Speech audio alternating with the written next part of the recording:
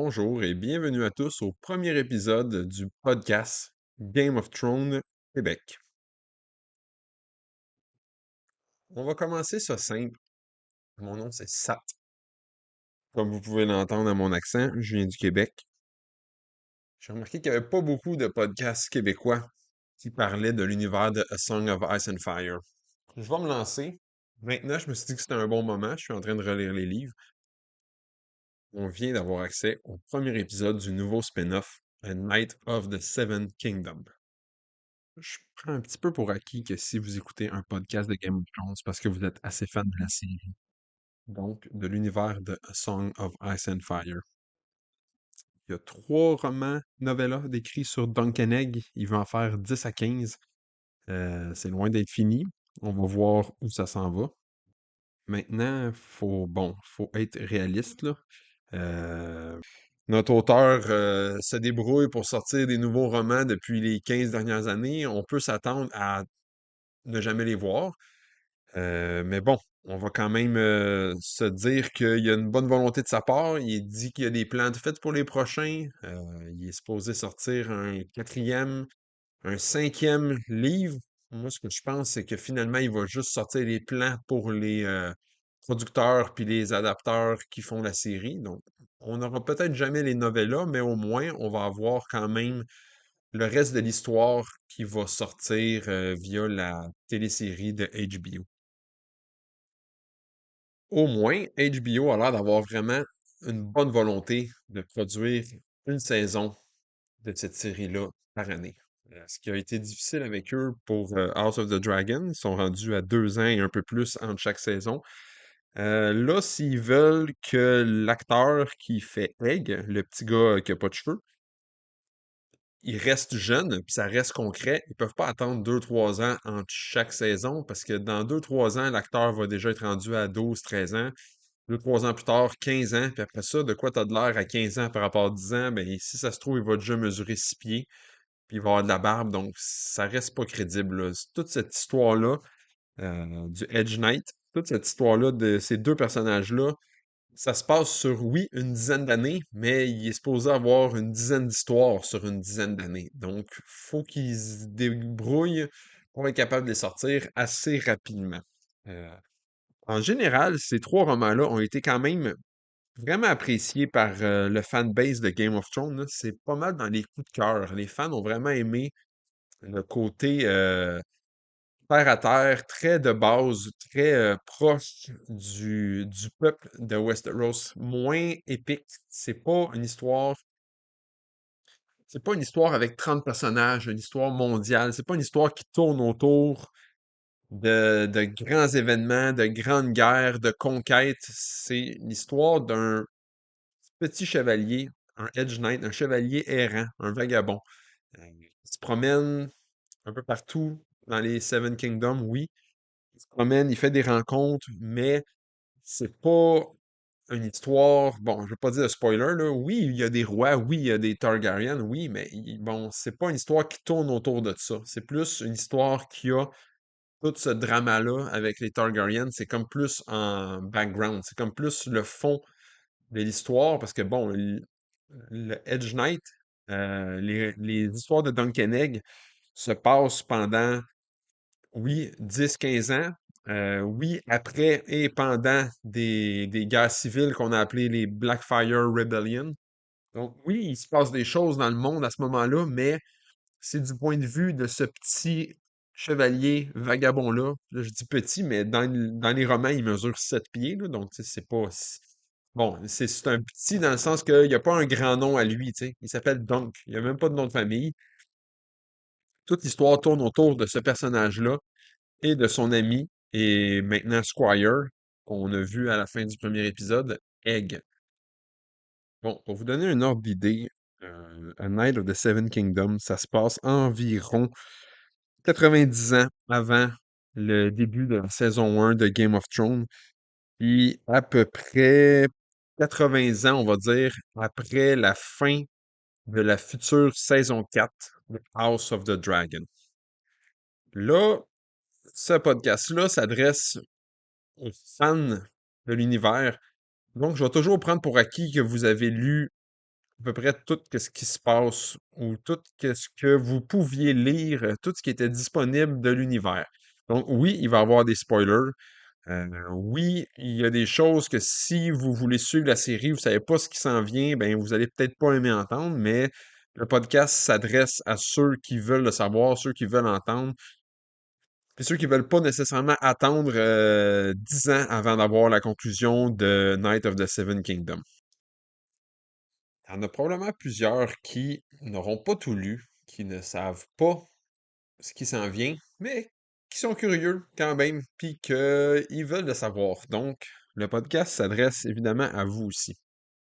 Maintenant, je vous montre l'arbre des Targaryens de House of the Dragons. C'est pas mal là que je vais partir parce que c'est là qu'on en connaît pas mal plus. Disons, on a eu une bonne série. Moi, j'ai vraiment beaucoup apprécié. Je pense que le fandom en général a beaucoup apprécié aussi.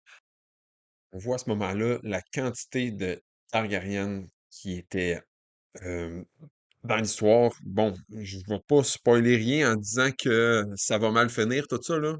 La plupart des visages qu'on voit là, euh, ils vont pas avoir une belle fin heureuse. Je ne m'éterniserai pas sur House of the Dragon, puis qu'est-ce qui se passe dans la série, puis comment ça va se finir. Je vais juste vous présenter d'où ça vient. Puis avec la prochaine partie de l'arbre généalogique que je vous présente, vous allez voir le roi est descendant de qui, puis où est-ce qu'il se retrouve, puis où est-ce qu'on se retrouve dans l'histoire des Targaryens à ce moment-là. Et voilà, là où on en est en ce moment. Le roi est un descendant direct de finalement de Rhaenyra et de Aegon, les deux descendants, les deux branches principales. Donc, tout est bien qui finit bien, on va dire, si on prend pas en compte tous ceux qui sont morts entre-temps, tous les dragons qui sont morts.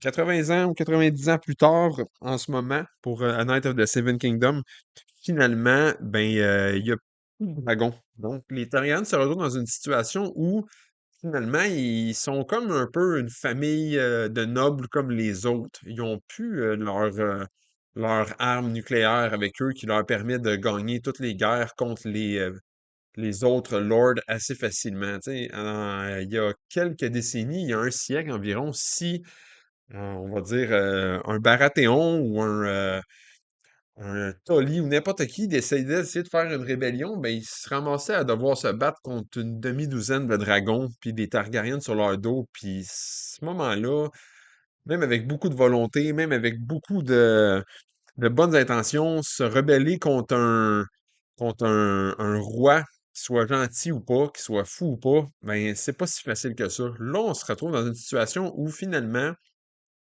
les Baratheons ou les Hightower ou n'importe qui, s'ils décident qui sont pas d'accord avec la façon que c'est géré, ils en parlent avec leurs collègues, ils en parlent avec leur famille, parce que finalement, toutes ces familles-là finissent toujours par se croiser, se marier entre eux, puis finalement, tous ces lords-là, ensemble, sont beaucoup plus forts que les Targaryens. Les Targaryens, en ce moment, euh, quelques princes, euh, le roi, en plus de ça, comme je vous ai dit tantôt rapidement, il sort d'une guerre civile contre une autre branche de Targaryen qu'on a appelé les Blackfyre. Fait que finalement, même les Targaryens entre eux, à ce moment-là, ne s'entendent pas tant que ça, ne s'aiment pas tant que ça.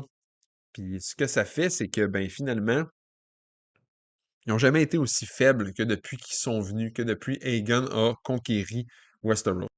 Là, ça y est, vous le voyez, Egg, finalement, c'est pas juste un petit stable boy, c'est pas juste un petit vagabond qui vient de Flea Bottom, de King's Landing, puis qui est un orphelin comme les autres. Oui, il a dit que sa mère était morte. À ce moment-là, Hank s'est dit, ah, lui aussi, il est orphelin, puis il l'a pris un petit peu en pitié. Finalement, c'est vrai que la mère de Egg est morte, c'est tout à fait vrai. Mais ce qu'il a pas dit, c'est que son père est pas mort. Puis son père, c'est pas n'importe qui, là, finalement. Son père, c'est le prince premier en ligne pour hériter du roi. Donc finalement, Egg, il est dans la royauté. L'autre bout intéressant qu'on peut voir ici, c'est que Egg, son frère, c'est Aemon Targaryen. C'était le Maester qui était au Wall, à Castle Black, quand John y arrive là, à la saison 1. Donc, c'est là qu'on peut vraiment se rendre compte à quel point l'histoire, oui, c'est longtemps avant, mais c'est pas si longtemps que ça avant, où est-ce qu'on voit qu'il y a des personnages, des contemporains de Night of the Seven Kingdoms qui sont encore là au moment de Game of Thrones. Ils sont pas légion, là, il y en a pas il y en a pas des dizaines, là. À ce qu'on sache, il y en a un, puis il y en a probablement d'autres, mais c'est des spéculations auxquelles on viendra peut-être dans un futur épisode. Mais pour l'instant, on sait que Aemon, c'est le frère de Egg. On sait que Aemon, ben, il était là au moment où Jon Snow il est arrivé au Wall pour Take the Black euh, dans la saison 1 de Game of Thrones.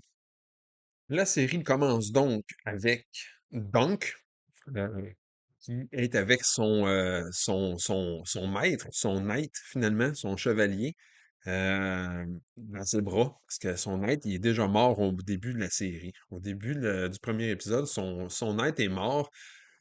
Dans le roman, on comprend qu'il est tombé malade très rapidement. En quelques jours, il était déjà mort. Peut-être qu'il a mangé quelque chose de pas très bon pour l'estomac. Tu sais. Il y a comme un petit lien avec ça qu'on voit que finalement, Dunk a peut-être de la misère à digérer quelque chose, là. On voit qu'il y a des problèmes gastriques quelques minutes après le début de l'épisode, là. Ce qu'on peut comprendre finalement, c'est que peut-être son maître était déjà, bon, on peut le voir, il était déjà vieux, probablement plus que la soixantaine, à ce qu'on comprend. Donc, à ce moment-là, la soixantaine, une vie de chevalier vagabond, de Edge Knight, c'est pas ce qu'il y a de plus simple, là. La nourriture est pas abondante. L'accès à des soins médicaux, disons, les Masters sont pas disponibles à tous les vagabonds, là. Donc, une vie difficile probablement d'être un Edge Knight et probablement que la vie difficile de ce Edge Knight-là, ben, se termine comme ça, finalement, dans le milieu de nulle part un petit peu, dans The Reach, c'est ce qu'on présume, parce qu'ils étaient tous les deux en route vers le tournoi de Ashford au moment où son maître est tombé malade, puis 2 jours plus tard, ben, son maître était mort. Ce qu'on comprend, c'est que donc, il n'avait pas prévu que son maître meure de cette façon-là aussi rapidement. Il n'y a comme pas de plan pour qu'est-ce qu'il est supposé faire à ce moment-là.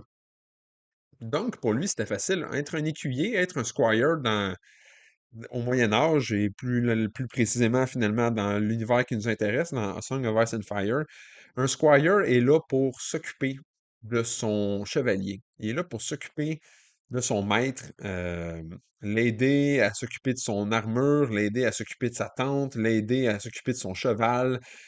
En échange de tout ça, le chevalier est là pour apprendre à son écuyer la chevalerie, lui apprendre à se battre, lui apprendre les valeurs, lui apprendre comment se débrouiller, comment s'occuper de ses chevaux justement, lui apprendre comment vivre, lui apprendre la bonne séance, lui apprendre comment fonctionne le monde, lui enseigner les familles, lui faire découvrir la région. Bon, on s'entend que être un écuyer, être squire d'un Edge Knight, puis être squire d'un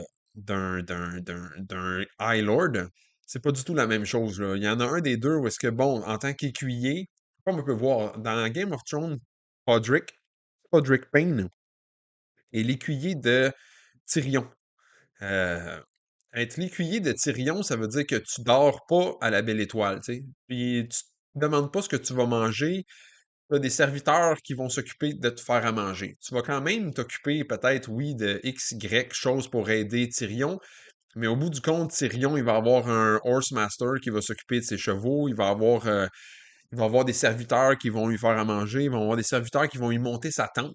Au moment où est-ce que Tyrion se promène en campagne, si Podrick est avec lui, ben finalement, Podrick, sa job, c'est comme plus d'être le bras droit, de l'accompagner, puis finalement, oui, d'apprendre un peu comment la vie fonctionne à gauche, à droite, plutôt que juste d'apprendre ça avec son père directement.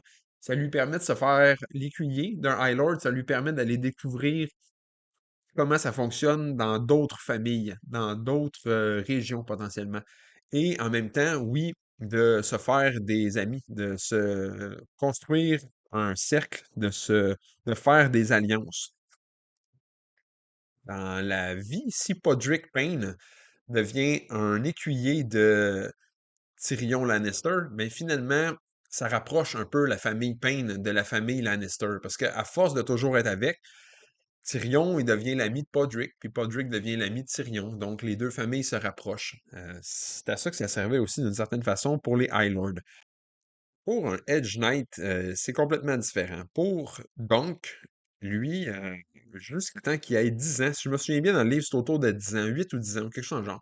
Jusqu'à temps qu'il ait 8 ou 10 ans, Dunk vivait dans Flea Bottom. Flea Bottom, ce qu'on comprend, c'est que c'est comme le quartier trash un peu, le quartier chaud, pauvre de King's Landing. C'est là que les orphelins, finalement, se ramassent parce qu'il n'y a pas d'orphelinat tant que ça, là. Le gouvernement, dans Game of Thrones, dans King's Landing, il s'occupe pas tant que ça des orphelins, là. Finalement, si t'es un orphelin parce que ton père était un sellsword, un mercenaire, ou ton père était un petit artisan ou un petit paysan, puis que ta mère était une prostituée ou peu importe, si t'étais pauvre, mais finalement, quand tu te ramasses orphelin, tu te ramasses pauvre dans la rue à King's Landing, dans Flea Bottom.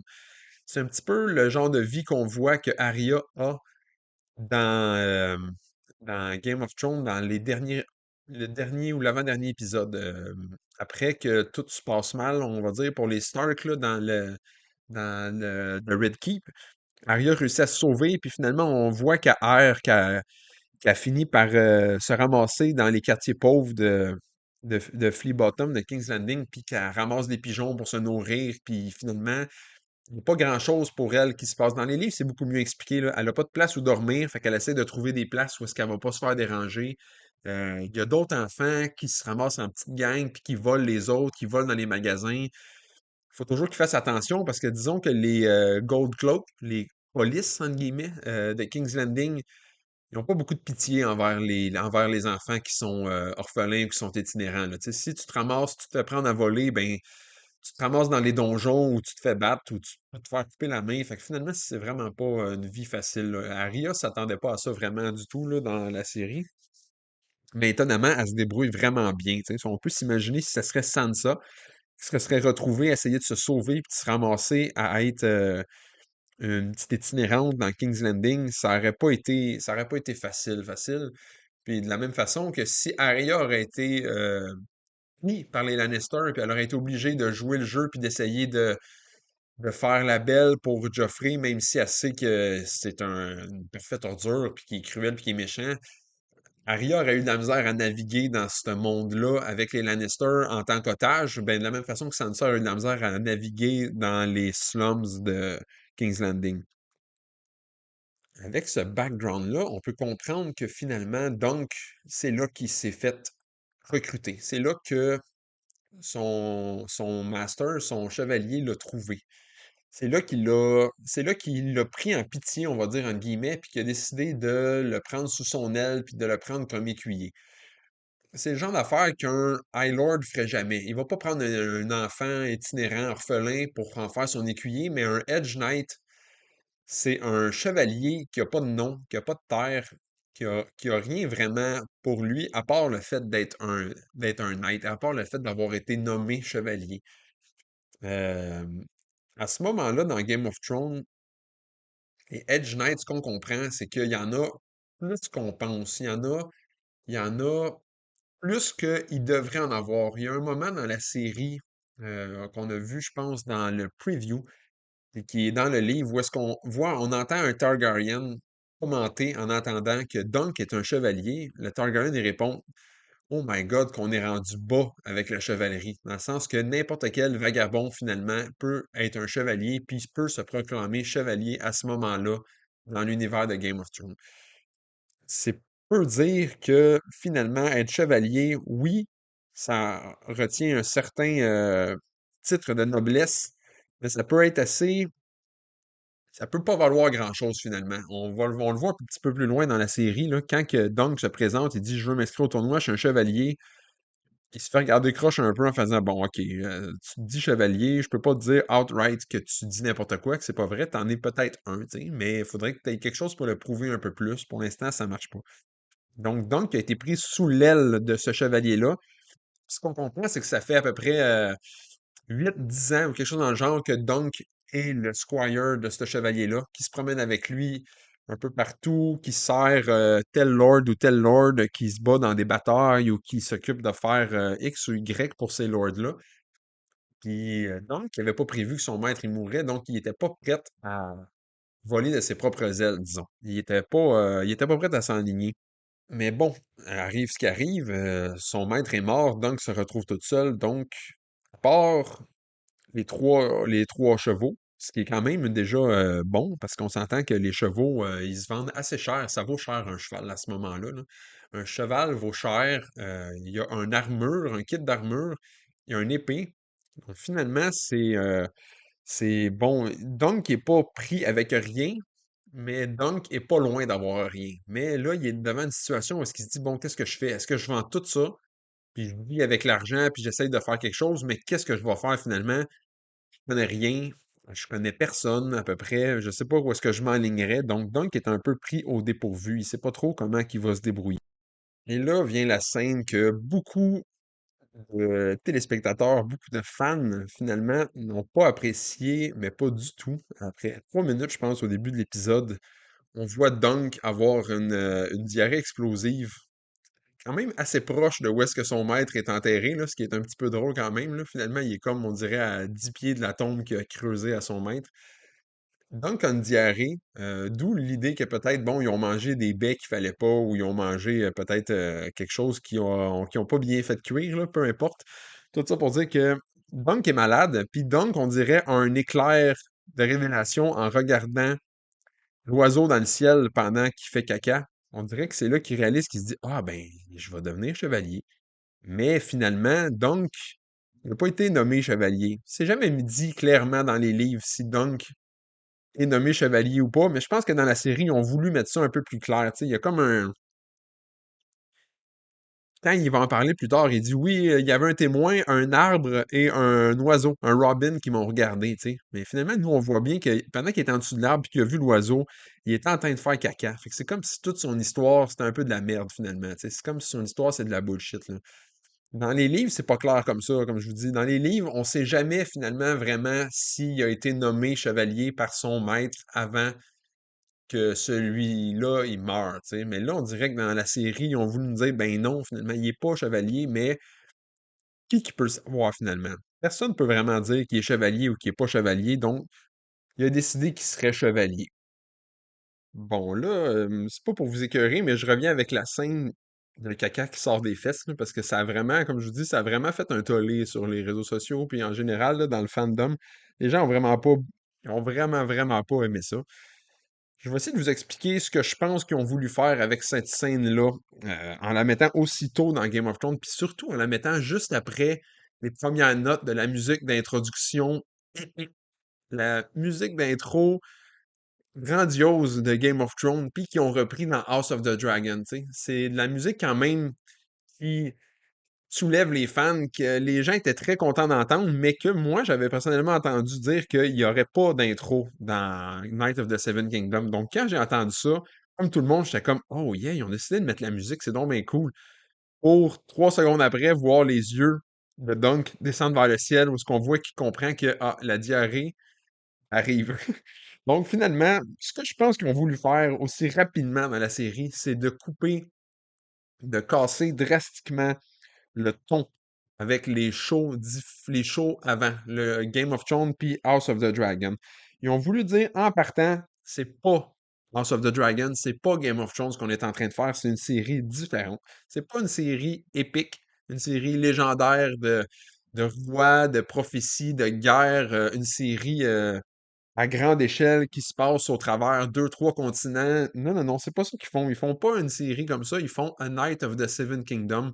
C'est A Knight, c'est un chevalier. C'est l'histoire de un chevalier. Ils ont voulu couper ça direct en disant, premièrement, le ton va être beaucoup plus léger. Ceux qui avaient lu les livres le savent, là, les romans, les novellas de Duncan Egg sont vraiment plus c'est plus friendly, tu sais, à la limite, ça peut être facilement lu par un jeune ou un adolescent, tu sais, c'est beaucoup moins violent en général. Bon, déjà, les romans de Martin sont pas très sexualisés, contrairement aux séries qu'on a vues, là. Les séries Game of Thrones, tu sais, les scènes avec Tyrion puis tout, il y a plusieurs scènes de sexe, dans la série qu'ils ont voulu mettre pour rendre ça un peu plus attrayant. Tu sais, de la violence puis du sexe, c'est toujours très vendeur, là, mais dans les livres, c'est pas comme ça tant que ça. Là, pour eux, pour la série Night of the Seven Kingdoms, ils ont voulu dire, regardez, là, c'est pas comme ça que ça va se passer. Euh, Ça va être plus terre à terre, ça va être plus petit, ça va être plus léger. Ça sera pas axé sur la royauté puis tout ça. Ça va être tourné vers les small folk, vers les petites gens, comme on dit. Ça va être plus simple, ça va être plus. L'histoire se passera pas à King's Landing, puis à Winterfell, puis à Essos. Il n'y aura pas des grandes batailles navales, il n'y aura pas de bataille aérienne avec des dragons. Ça va être une histoire à petite échelle. Ça va être une histoire plus terre à terre, plus petite. Après, on se rend compte que Dunk a pris la décision d'aller au tournoi de Ashford, puis déjà, il rencontre Egg en arrivant à une auberge. Bon, c'est qui Egg? Finalement, Egg il est là avec son frère. Son frère est un prince aussi. Son frère, je me souviens plus exactement son nom, faudrait que j'ai vérifié, mais son frère, évidemment, est un Targaryen lui aussi.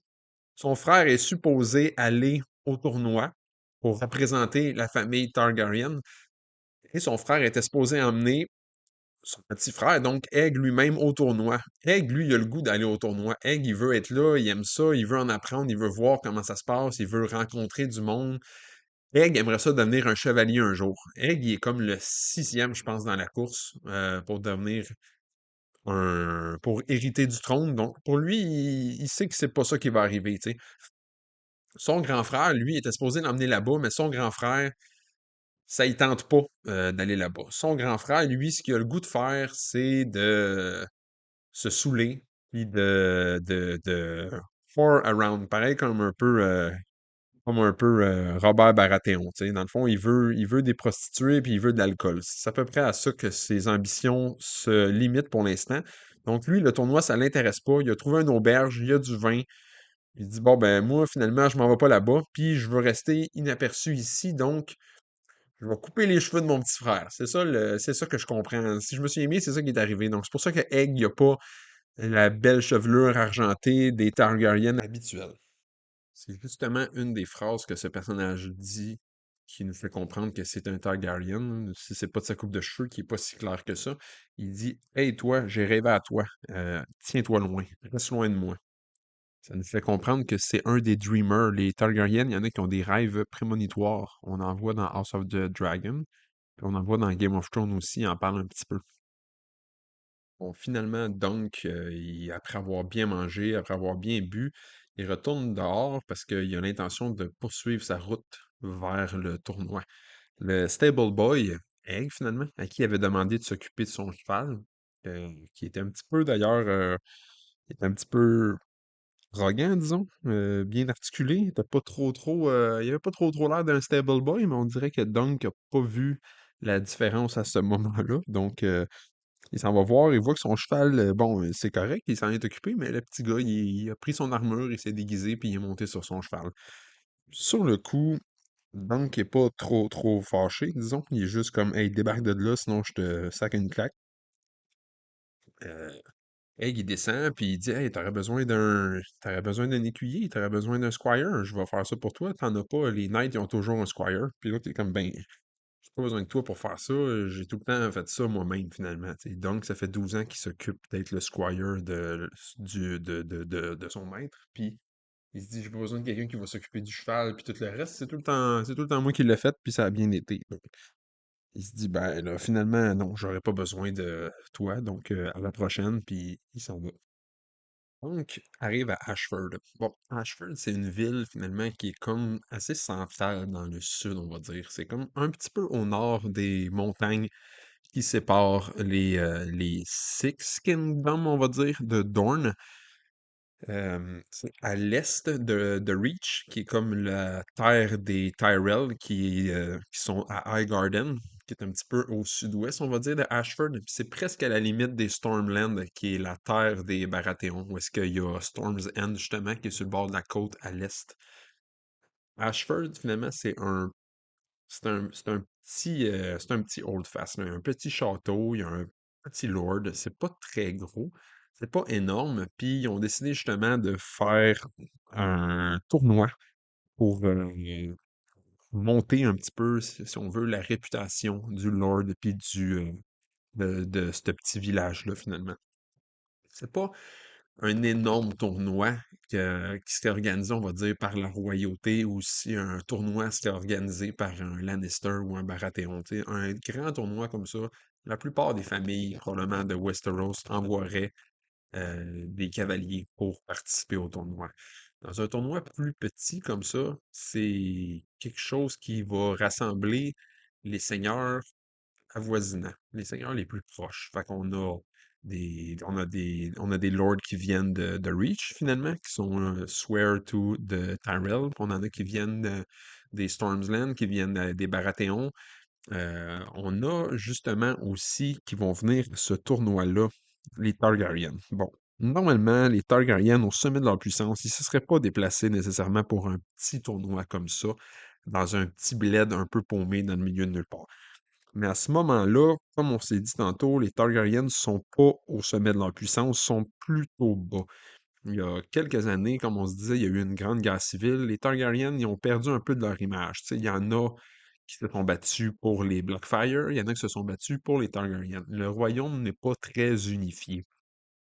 À ce moment-là, les Targaryens, ils se disent c'est bon pour notre image de participer comme ça, d'être visible, puis de se promener beaucoup dans le royaume pour être vu, puis pour donner bonne impression. Fait que d'une certaine façon, potentiellement que les Targaryens y aident le petit lord de Ashford à organiser le tournoi. Ils l'aident non seulement en participant, en venant, mais en venant avec plusieurs cavaliers, avec leur cour, avec des Sword, avec des Free Riders, ils viennent, puis ça attire du monde parce que tout le monde sait qu'ils vont venir. Fait que, en y allant, finalement, ben, les Tyrells sont comme obligés un peu d'y aller, les Baratheons sont obligés un peu d'y aller, puis finalement, tu as des lords qui viennent d'un peu plus loin, tu sais. On a probablement des personnes qui viennent des Riverlands, on a peut-être du monde qui viennent de la vallée de Arryn. On sait qu'il y a des Lannister qui sont là, si je me trompe pas. Donc, ça devient un tournoi un peu plus gros que ce que ça devrait être normalement. Un des points qui me plaît beaucoup, puis qui va probablement plaire à plusieurs fans de l'univers, c'est à quel point, jusqu'à maintenant, dans cet épisode-là, la série est très fidèle au roman. Et très fidèle au roman graphique qui a été fait par après, qui lui-même avait été assez prisé pour être un beau reflet de ce que le livre était, puis d'avoir réussi à bien le mettre en image. Il y a plusieurs points, il y a plusieurs scènes qui sont carrément pris du roman graphique, puis qui sont très bien définies, puis très bien décrites aussi textuellement dans le roman. Par exemple, la scène qu'on voit Megan monter sur le cheval, c'est pratiquement la même scène que dans le roman graphique. Et encore une fois, la scène quand on voit Duncan arriver devant le camp du tournoi, ben, on a exactement la même scène, si on veut, frame pour frame, qui vient du roman graphique. La scène où est-ce que Dunk va voir une espèce d'officier qui s'occupe d'inscrire les knights qui se présentent pour le tournoi. On voit que Dunk s'en va là pour son inscription. Puis justement, c'est une belle scène qui nous permet de voir à quel point c'est pas simple comme ça se déclarer un chevalier. Tu sais. La façon que Dunk se présente, la façon qu'il a été justement euh, pointé par Egg, dans le sens que hey, t'as pas vraiment l'air de chevalier, tu sais, ben il se pointe là-bas, puis c'est vrai qu'il a pas l'air de chevalier. Il est habillé un peu tout croche, il est habillé comme un paysan, puis il a rien. Fait que finalement, quand il arrive là-bas, puis il dit oui, oui, je suis un chevalier, il est dur à croire. Si Dunk était riche, si Dunk était venu d'un coin éloigné, il serait venu bien habillé, bien équipé, en disant oui, je suis chevalier, Dunk de Tal, je viens de tel coin perdu. Ben, personne n'aurait estimé parce qu'il aurait fait, ben oui, c'est crédible, tu sais, il a l'air de ça. Mais finalement, il arrive puis il a pas l'air de ça. C'est ça le problème aussi. Donc, il est un Edge Knight, entre guillemets. Mais c'est pas très bien vu être un Edge Knight à ce moment-là. Parce que les Edge Knights, finalement, on le sait qu'ils sont pauvres. On le sait qu'ils n'ont pas de terre, ils n'ont pas de lord attitré. Donc, finalement, la différence entre un Edge Knight puis un mercenaire, c'est pas clair, tu sais. Le Edge Knight, quand ça va pas bien, qui trouve pas de travail, ben finalement, il y en a beaucoup qui virent à la petite, au petit banditisme, tu sais, ils vont voler des trucs sur des fermes ou des choses de même. Fait que finalement, il a pas le goût de dire qu'il est un Edge Knight, mais en théorie, finalement, entre lui ou Bronn, qu'on voit dans Game of Thrones, au moment où est-ce que euh, Catelyn Hart ou Catelyn Tully capture Tyrion dans l'auberge, Bronn se joint à eux. Mais Bronn, finalement, la différence entre un Edge Knight et Bronn, c'est juste qu'il n'y a pas le titre de chevalier, tu sais, parce que finalement, il fait la même chose. Il se serait joint à ce moment-là en se disant, bon, ben, peut-être que je vais me faire payer, peut-être que je vais avoir une récompense, ils vont me nourrir ou peu importe. Donc, à ce moment-là, donc, oui, il est un chevalier, mais non, il n'y a pas personne qui le croit. Puis l'officier, c'est ça que finalement il dit. Il dit, bon, ben, faudrait que quelqu'un vouche pour toi, tu sais, au moins, t'arrives ici, t'as l'air d'un vagabond, faudrait que quelqu'un dise, oui, c'est vraiment un chevalier. Donc, comme je vous le disais plus tôt, l'histoire est plus axée sur les small folk, sur les communs. Le monde qui travaille, finalement. Pas juste les lords qui boivent du vin et puis qui parlent dans des châteaux. Donc, quand on voit des scènes comme ça, on voit, bon, déjà le monde qui tourne autour du tournoi. Oui, on voit les bannières, Baratheon qui est là, Beesbury qui est là.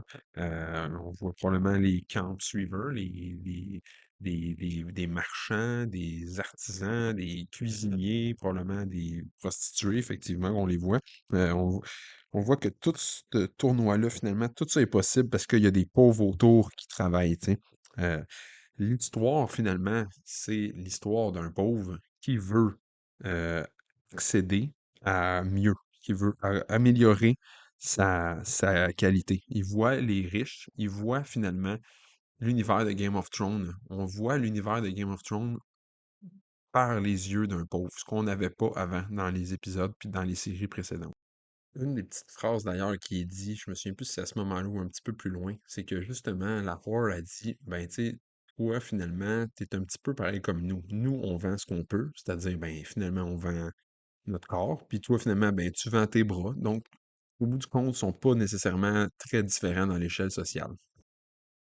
Pour les fans, justement, ce que je trouve particulièrement le fun, puis que tout le monde a l'air d'apprécier aussi, c'est pas vraiment des caméos, c'est pas vraiment des clins d'œil, mais c'est comme tantôt, quand je vous ai dit, on a vu la bannière des Baratheons. Oui, c'est vrai, tu sais, ça c'est clair. On va en parler, on va voir le personnage Lionel tantôt, tu sais, qui est comme une légende dans l'univers. Mais on a vu aussi la bannière rapidement des Beesbury. C'est dans les livres, il en parle un peu plus, mais justement, on a juste un petit clin d'œil à ça dans House of the Dragon. Beesbury, c'est un des lords que quand que les Hightower, finalement, décident de hijack un peu le pouvoir, puis de dire, ah, ben finalement, le roi il est mort. Maintenant, c'est Aegon le roi, parce que le roi le dit sur son lit de mort. Puis Beesbury fait partie de ceux qui est comme, ben voyons donc, c'est non, le roi, il avait dit qu'il voulait que ce soit sa fille, puis Beesbury, c'est le personnage qui est comme exécuté, assassiné directement à la table à ce moment-là, très expéditivement. Puis finalement, juste de voir sa bannière là-dedans, c'est comme toujours agréable de voir que toute l'histoire se rejoint d'une certaine façon.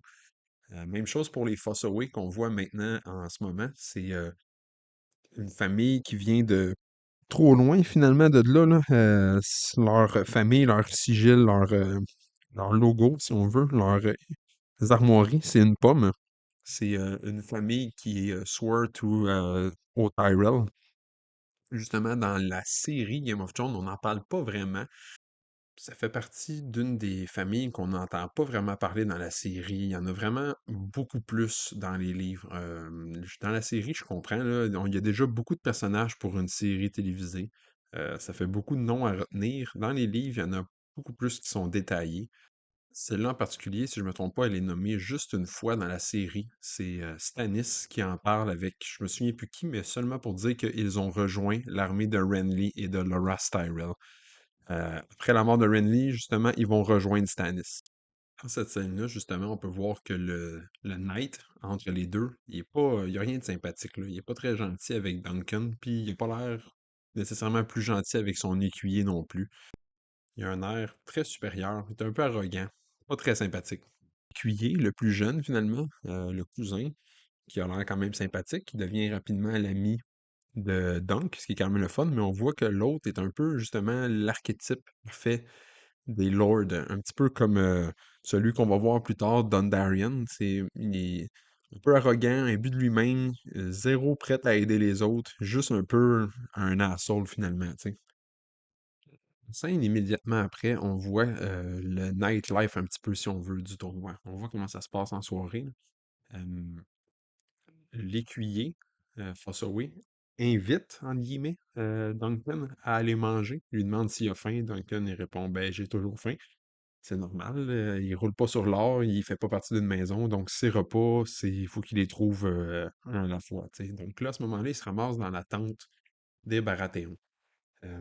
Faut croire que tout le monde est invité, là. Cette petite partie-là n'est pas très bien expliquée, mais on dirait probablement que tout le monde est invité. Baratheon, il fait un party, tout le monde est là, ceux qui veulent, ceux que ça leur tente. Puis justement, pendant la scène, on se rend compte que le Lionel Baratheon est supposé justement mesurer environ 6 pieds 10, tu sais. Donc, il est supposé être exceptionnellement grand lui aussi. Puis, probablement que Duncan, à peu près la même grandeur, il ressort un peu dans la foule, tu sais. Lionel, il doit se dire, ben, des grands comme moi, il n'y en a pas tant que ça. Un autre grand de même ici, je sais pas c'est qui, qu'est-ce qu'il fait là? Je veux le savoir, je veux le rencontrer, je veux y parler. À ce moment-là, c'est un petit peu drôle. Lionel, il a quand même une réputation impressionnante déjà dans l'histoire. Euh, C'est un personnage très généreux. Les small folk, ils l'aiment beaucoup. En plus, il donne un bon spectacle dans les duels, dans les tournois, dans les combats. On l'appelle The Laughing Storm. Pendant qu'il se bat, pendant qu'il joue dans la bataille, il rit très fort. Puis ça impressionne probablement autant les spectateurs que les ennemis. Euh, Déjà, par sa grandeur, justement, euh, il est un combattant exceptionnel, là. C'est comme ça qu'il est reconnu. C'est quand même particulier qu'on voit quand il reconnaît Duncan. Il l'invite, il dit viens me rejoindre ici, viens, je veux te parler. Puis il demande qu'est-ce que tu t'en viens faire, tu veux-tu te battre, tu sais. En gros, c'est drôle parce que c'est un concept que j'ai déjà entendu avant. Les personnes qui sont très grands, très imposants, souvent, les gens s'essayent contre eux. Les gens veulent se battre contre eux. Euh, Quand tu es plus petit un peu, tu te dis, bon, lui, il est vraiment grand, il a l'air fort. Moi aussi, je suis fort, je suis capable de me battre contre lui. Le gars, il s'essaye, le plus petit, il s'essaye, puis dans le meilleur des cas, il gagne. Fait qu'il va pouvoir dire à tout le monde, hey, j'ai réussi à battre le géant. Ici, il perd de toute façon, ben, il perd pas grand-chose parce que au pire, il peut dire, ben, de toute façon, j'ai perdu, c'est sûr, t'as-tu vu, le gars, c'est un géant. Fait que ça fait partie de ce que l'autre il dit dans la conversation. Puis le bout qui est quand même comique aussi, c'est il finit un moment en disant What the fuck you doing in my tent? Qu'est-ce que tu fais ici? Pourquoi t'es là? Il dit la plupart qui sont ici, soit ils veulent quelque chose de ma part, ou soit ils me veulent du mal. Toi, qu'est-ce que tu veux ici? Puis là, c'est quand même comique parce que Duncan, finalement, il répond juste Ben, je suis venu manger, tu sais. Je veux rien de plus que ça, j'avais faim, fait que je suis venu ici.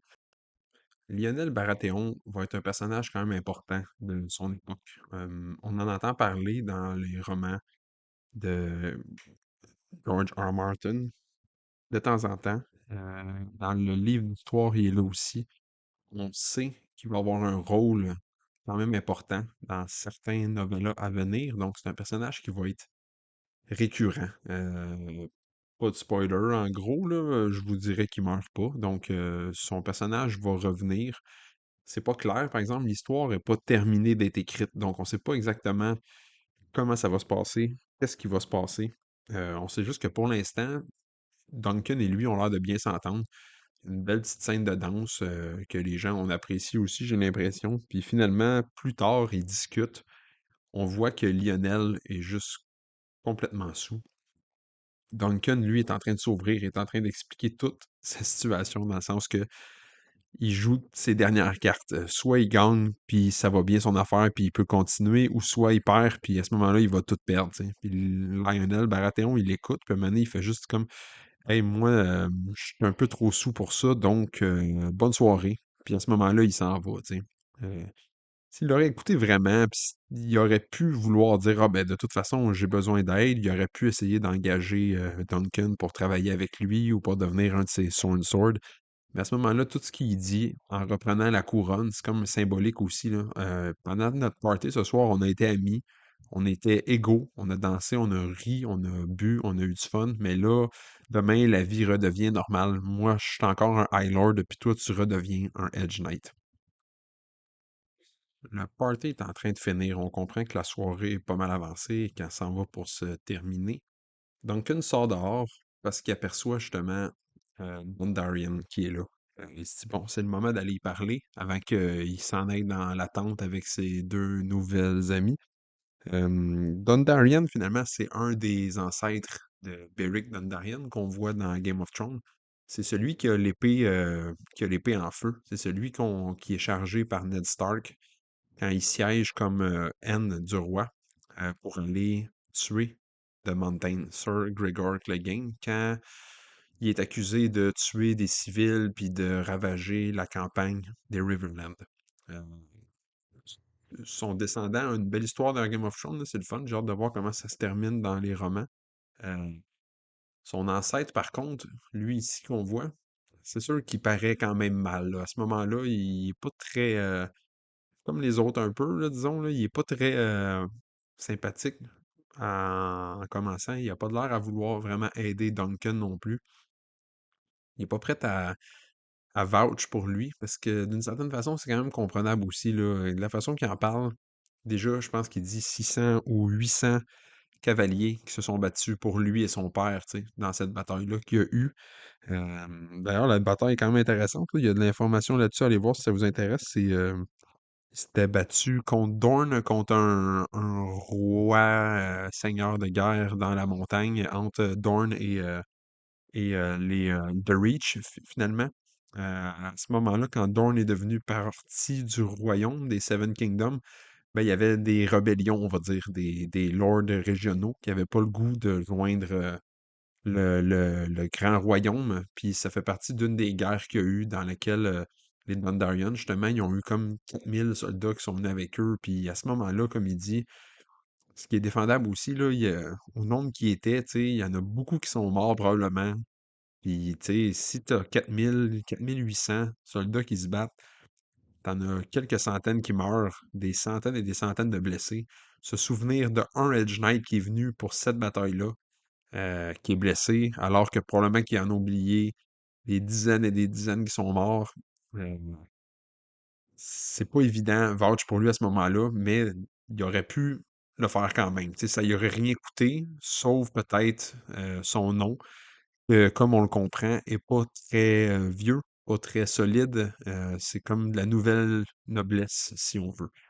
À ce moment-là, il refuse d'aider Duncan. Donc, Duncan se retrouve un peu au point de départ. Il n'y a personne pour vouch pour lui.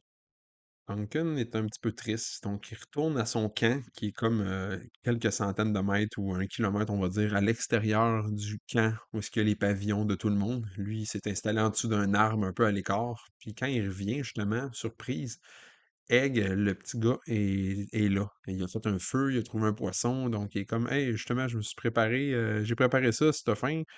Duncan est un peu incompréhensif. Puis d'ailleurs, c'est pas très clair non plus dans les livres comment il a fait pour le retrouver, là. On s'entend, il était supposé être à 1 heure de ride de cheval de où est-ce qu'il a vu Egg la première fois. Mais bon, Egg est là.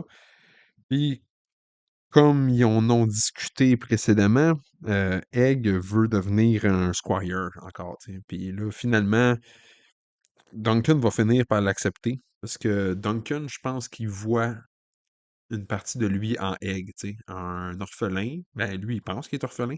Un orphelin qui a pas de famille, qui est comme toute seule. Puis il se dit, bon, ben, il n'y a rien devant lui. Moi, je peux être sa figure paternelle, entre guillemets, un peu de la même façon que mon maître l'a été avant moi, Lord Pennytree. Donc, si il accepte de prendre Egg, ben d'une certaine façon, non seulement ça va aider Egg, mais ça va l'aider lui aussi. Puis en même temps, nous, on voit bien que Egg n'est pas un garçon comme les autres, là. Déjà, on peut remarquer qu'il parle bien, il est bien articulé, puis il est un petit peu cocky là, pour un jeune qui est supposé être un itinérant orphelin, là. Donc, il y a des petites répliques qui sont quand même le fun, là, tu sais, comme quand il demande You know every night in the Seven Kingdoms? Puis le petit gars qui répond The good ones. C'est un fait que probablement que les jeunes nobles, ben, ils étaient non seulement éduqués, dans le sens qu'ils savaient lire, ils connaissaient aussi les familles. Ils se connaissaient les familles, les bannières, les nobles, les on le voit dans Game of Thrones, Arya et Bran, les 2, heu, on voit certains moments où est-ce qu'ils sont en train de se faire éduquer, tu sais. Bran, il se fait tester par le Maester, il demande: «Telle ville, c'est quoi le nom des lords qui sont là-bas? Puis c'est quoi le symbole de leur bannière?» on va dire. Ils se pratiquent comme ça, donc éventuellement, en étant éduqués de la sorte, ils finissent qu'ils connaissent, oui, les noms de famille, puis oui, ils savent d'où les gens viennent, puis oui, ils savent que s'ils voient tel sigil, c'est un sigil qui est une bannière de telle région, de tel lord. Ça fait partie des choses que les pauvres ont pas accès dans l'univers, tu sais. Les pauvres, déjà, on voit que les enfants, probablement, toute la journée à travailler, leurs parents travaillent aussi, leurs parents sont pas plus éduqués qu'eux, ils le sont potentiellement. Donc, tu sais, les jeunes, finalement, ils sont aussi éduqués qu'ils peuvent l'être. Puis, quand que Egg ac quand que Duncan accepte Egg, ben, ça va être autant bénéficier pour lui que pour l'autre indirectement. Egg, évidemment, on sait que c'est Aegon, là, avec le recul, là. C'est Aegon Targaryen, le frère de Aemon qu'on voit dans Game of Thrones. Hem, Ça va être aussi bon pour un que pour l'autre. Puis c'est le début d'une belle aventure qui s'en vient dans les prochains épisodes et les futures novellas. Pour terminer le premier épisode, si je veux conclure ça, je vais dire que moi, de mon côté, je suis quand même assez content de ce qu'on nous a livré. Le premier épisode est assez fidèle, même très fidèle comparé aux adaptations des séries qu'on a faites précédemment, là. C'est assez fidèle, les décors sont beaux. Je crois à l'univers qu'ils sont en train de nous montrer. C'est un petit budget, je pense que c'est 2 fois moins, 2 fois moins par minute que House of Dragon, tu sais? Donc, ils ont un petit budget, mais ils sont capables de faire un beau travail pareil. Puis c'est sûr que c'est beaucoup moins, grande échelle, là, c'est beaucoup moins grandiose, tu sais? Déjà, pas de dragon, ça doit être plus facile de rentabiliser les minutes d'écran, là. Heu, Ça va être une belle histoire, je suis assez confiant. Je pense que vous allez aimer ça, si vous aimez Game of Thrones, l'univers de A Song of Ice and Fire. C'était le premier épisode de Game of Thrones Québec. Mon nom, c'est Sat. On se revoit pour un prochain épisode.